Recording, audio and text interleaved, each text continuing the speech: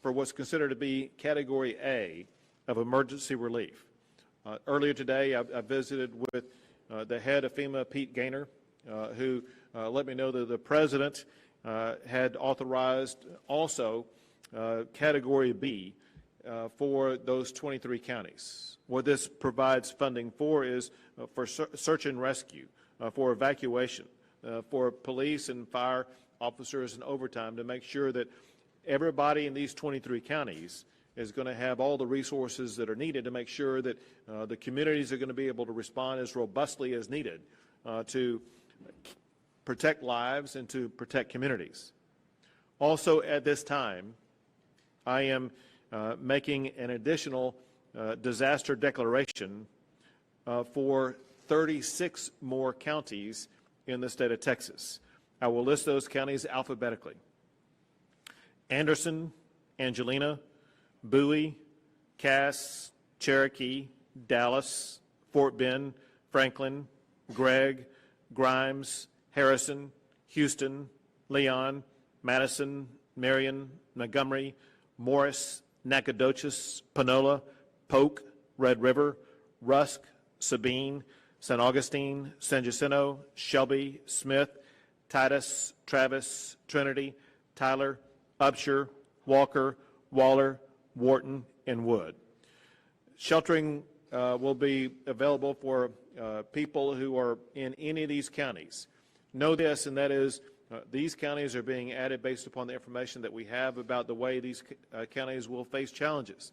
This does not mean this will be the last of the counties that I add to my disaster declaration.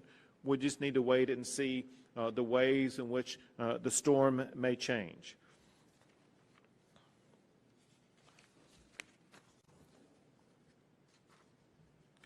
I want to mention specifically what our tremendous teams are doing. Of all the different agencies in the state of Texas and the way that they're helping the local communities respond. They have already provided 25 ambulances with 75 more ordered, 87 boats, 200 buses, 200 buses with another 200 ordered, 41 helicopters and planes, and 152 high water vehicles. More specifically, agency by agency, the Texas A&M Forest Service has provided incident management teams at various locations across the forecasted area. They include chainsaw crews, firefighting strike teams, water evacuation and rescue teams. I mentioned chainsaw crews. Let me go back and talk about one of the challenges that Texans need to be prepared to deal with. Because of the area that's going to be impacted by this storm, it's going to be going through regions of the most wooded regions in the state of Texas. And because of the high winds that are expected, one thing that is forecasted and predicted is a large number of trees being blown down and falling. And so people need to be very aware of this particular danger, and that's one reason why we are grateful that we have the assistance of the Texas A&M Forest Service to help us work through the challenges that will occur because of the wind impact on trees. The Texas A&M Engineering Extension Service is providing urban search and rescue teams as well as swift water rescue teams. Texas A&M AgriLife, they have agents positioned to support emergency operation centers and disaster finance teams. The Texas Military Department, which includes the Texas National Guard, they are providing more than 1,000 personnel, 180 vehicles, 21 helicopters, and 4 C-130s. That includes high-profile water vehicle or rescue vehicles, airplanes and helicopters for evacuation and rescue, shelter management teams, evacuee tracking network teams, and the 6th Civilian Response Team available for hazmat response in the event that is needed.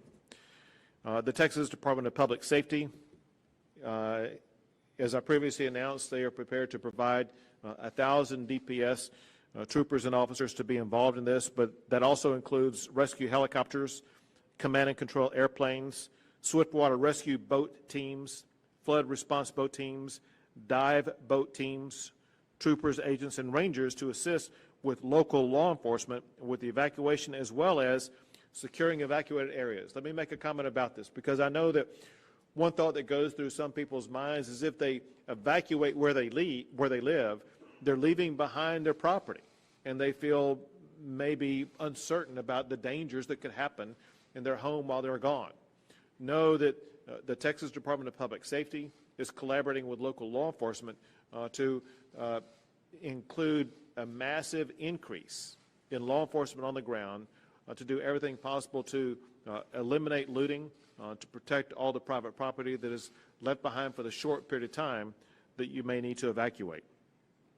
The Texas Parks and Wildlife Department, they're providing game wardens, state park police, swiftwater rescue boats, shallow water evacuation boats, airboats, incident management teams, as well as helicopter rescue teams.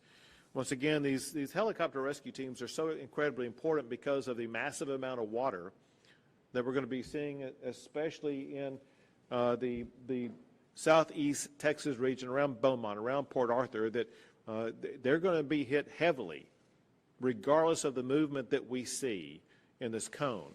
We know that anybody in the Beaumont, Port Arthur area is going to be facing very meaningful challenges, and we want to make sure that we provide every asset that may be needed to rescue anybody who may be in those areas. The Texas Department of State Health Services, they're providing emergency medical task force and buses, as well as EMTF ambulances and medical incident management and support teams. The Texas Health and Human Services Commission, they are providing supplies that will be desperately needed, such as water and ice, and they're working with the nursing home facilities in the areas that may be affected to make sure that they will have the support they need. This brings to mind something that some of those nursing homes, but candidly a lot of the regions will face, and that is people need to be prepared and get prepared right now that if you're in this cone area, you need to be prepared for the possibility, if not the probability, that you will be losing power for some period of time. It could be a short period of time, or it could be a number of days. And so just make sure that you have the supplies that are needed to ensure that you will be able to have access to everything that you need for a day or two until your power could be restored. The Texas Department of Transportation is providing high-profile water rescue vehicles, traffic control devices, flood protection barriers. And the Texas Commission on Environmental Quality continues its effort to monitor both water as well as waste and wastewater, as well as air quality. And they're providing hazmat response teams to be prepared for anything that may occur. The Public Utility Commission is working with electrical providers and restoration teams to get that power back on as quickly as possible. That includes 9,000 personnel on standby, and an additional 6,000 are being requested. So we are prepared to be providing about 15,000 personnel to get power up and running again if and where it may be lost. In addition to all of that, I want to express my gratitude for Florida Governor DeSantis for calling earlier today and offering the support of the state of Florida. They were spared damage that could have been caused to Florida by this oncoming hurricane, and they wanted to be able to step up and assist Texas in any way we need, and we are very, very grateful to them for that. At this time, I'd like to pass it over to the Chief of the Texas Division of Emergency Management, Nim Kidd. Thank you, Governor, and I want to start by thanking all of our local elected officials who have made the orderly and timely evacuation orders as needed. I want to thank our citizens for responding to those orders. Our goal is a safe, sane, predictable, and well-run evacuation. I want to thank our first responders and healthcare workers that are still out there and been working tirelessly around the clock, our industry and private sector partners who are providing an additional tremendous amount of resources, our volunteer partners like Team Rubicon that are here with us that will be quickly on the ground to help us with cleanup after the fact, our federal partners, FEMA, the U.S. Coast Guard, and the Corps of Engineers here with us the entire time and ready to support. Our goal is no loss of life. Our goal is evacuation, not rescue, and then a rapid cleanup and recovery. Thank you, Chief. We'll take some questions. Governor, I think you saw the party for nursing homes and assisted living facilities that Trump decided to come down.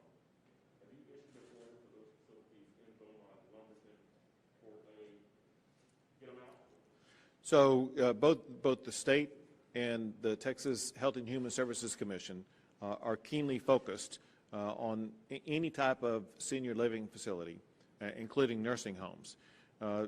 It depends upon the circumstances of both the home, its location, as well as the people in it. Some people are transferable, others are not. And so you have to distinguish between the two. Bottom line, however, is that the state is doing everything possible to make sure that if people need to be evacuated from nursing homes, they will be evacuated. If that is not the best strategy for the people in those nursing homes, we will be providing the best strategy for them. Quick follow-up on that, we also saw gas shortages occur. A lot of folks were panicked, but it's basically because the supply line was disrupted. What's the state doing to make sure that the flow continues? So the question is about potential gasoline shortages. This is something that Chief Kidd and I began talking about days ago to make sure that the gasoline supply will be plentiful. And we've been surging gasoline supplies to the regions, knowing several things. One is the way that it was a challenge in response to Hurricane Harvey, but also, if you remember, there was not that much of an evacuation during Hurricane Harvey. There's more evacuation going on now, I think, than there was in Hurricane Harvey. And we wanted to make sure that the people who are evacuating would have access to the gasoline they need as they're going about that evacuation process. And so, as we're speaking, we've done a top-notch job to make sure that these gasoline stations are filled up, ready to address the needs of the public. Did you have anything you wanted to add to that? All right, very good. Hey, Governor, what protocols are going to be in place at these evacuation centers and not any kind of public transport to make sure COVID-19 does not become, or this doesn't become COVID-19? Sure, great question. So again, we are responding to Hurricane Laura while also responding to a pandemic. And we are not taking our eye off of what needs to be done to adequately respond to the pandemic. So several things are being done as we assist those who are evacuating that's different from what has been done in the past. One is for the buses that are being used, whether it be state or local. So I've had the opportunity to speak with local county judges, and they are using the same strategy the state is using, and that is they are reducing the number of people in a bus. It's not going to be as crowded as it has been in the past, which is one reason why we have the need for so many buses to be able to transport people, but also make multiple trips so that through a reduction in the number of people in the bus, we will be able to reduce the potential spread of COVID-19. Second, we want to ensure that evacuees go to settings that provide layers of separation to reduce the spread of COVID-19. That involves, in part, people taking advantage of going to hotel and motel rooms so they can be isolated from others that they don't know, that they could come in contact with, that could cause them to contract COVID-19. In the larger gathering locations, strategies are being used to maintain distancing practices in those locations so that people are not gathered together as closely as they have been in gymnasiums and convention centers and locations like that in the past, where it would lead to an easy spread of COVID-19. Bottom line is this, and that is the state and local governments are fully aware that they are dealing with a pandemic while they're responding to Hurricane Laura, and they're taking all necessary protocols to make sure that they reduce the spread of COVID-19. I should add also, Chief, you may want to add the details on this, but we are providing PPE to all these locations to make sure everyone has access to the PPE that's going to be needed to help them deal with COVID as they evacuate from the hurricane. Anything further? Governor, the thing that I would add is the buses that we've marshaled in San Antonio that have been moved out to Beaumont and Texas City had personal protective equipment, masks on them, as well as disinfecting equipments for the buses to stay clean. As people go to hotels like we're suggesting, and you can hear there is an abundant amount of hotel rooms available, safest place for families to be. For shelter locations that do get set up in congregate settings, we will be offering testing at those facilities in addition to PPE. Now, those points and times and locations have not been determined yet, but as a community sees the need to open a shelter, we will support them, sending in PPE, and then as soon as practical, we'll get testing teams in there as well. Very good. All right, thank you all. Do you have time for a quick question, just to look back at the Midland, Odessa shootings? What's on your mind? Jim, anything else that's on your mind for those communities? And have you gone back to make sure that the orders you issued in the aftermath of those shootings have been carried out by the various cities? So obviously, what happened in Midland and Odessa, as well as what happened in El Paso, as well as what happened in Santa Fe, as well as what happened in Sutherland Springs, they're all horrific tragedies. And as you pointed out, in the aftermath, both of El Paso, as well as in Midland and Odessa, the state, working through several different committees, have developed recommendations about actions to be taken, some of which could be taken through executive action, some of which will require legislative action. But bottom line is that we have responded and we continue to respond to the challenges that people face because of those actions. But the main thing we want to do is to make sure that we take every action that we can to keep our community safe. Thank you all very much.